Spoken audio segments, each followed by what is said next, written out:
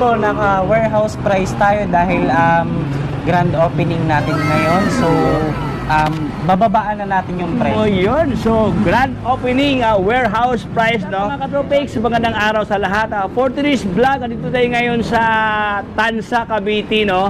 Dahil natin pinasiran ngayon ang bagong open na branch ng Lolong E-Bike, katropix, kung saan marami silang ino-offer dito na sobrang friendly price, katropix, no?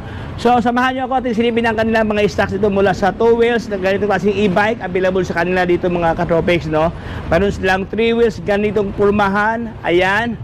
At marami pang iba. So, kung ikaw ay naghanap ng murang e-bike dyan at interesado sa mga units nila, abay, panoorin nyo ang buong video na ito hanggang sa dulo para lahat ng detalye at informasyon ay makuha nyo ng buo. Pero bago ang lahat, kung bago ka pa lang sa aking channel, baka naman dyan subscribe para lahat ng update ay mapunta sa inyo. So, wag na paligoy-ligoy pa, din ang silipin